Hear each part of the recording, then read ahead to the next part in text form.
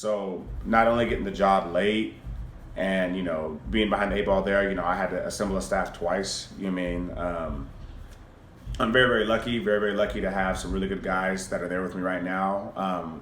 One is in my baby cousin, Jalen Ratliff. He's actually a St. Mary's alum. He just wrapped up his playing career at Sac State.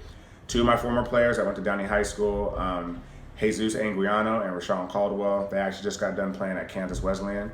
And then an old coach and teacher of mine named Steve Marks, and I know he's been coaching for a really, really long time. So, they're, the only guys I knew that could probably take the job late and that were really up for the task. And, I definitely wanted to, shout them out and give them kudos, in terms of, giving me and the boys their time for the duration of this. Obviously, this is a very unique situation. So in terms of the climate of the program and morale, obviously, it was at an all-time low.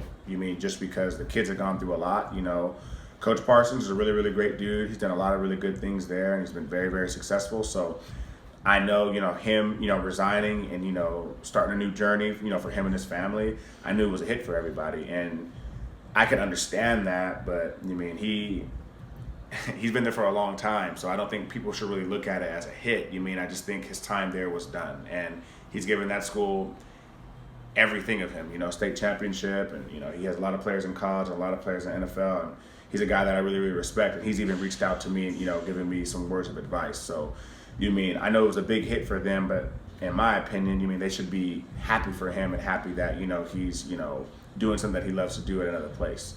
I know Coach Green got the job, and I know everybody was gung-ho and excited when he got it, as they should be, and then I know they were let down as well when Coach Green resigned, and I guess I get it because he did it so close to spring ball, but he's a parent, just like Coach Parsons, just like me, and just like Ryan, and as a parent, you're doing whatever you think is best for your kid. So if for whatever reason Mr. Green thought it was best for him and his son not to be a part of the program and not be there at the school, I don't think there's really anything me or anybody else can really say about it. Because maybe if I was in his position, and I don't know what goes on in his home, but it was better. It was better for him to leave, and he did that. And like I said, I've talked to Ryan before I took the job. Me and Ryan had a conversation. After I took the job, me and Ryan had a conversation, and those have all gone really, really well.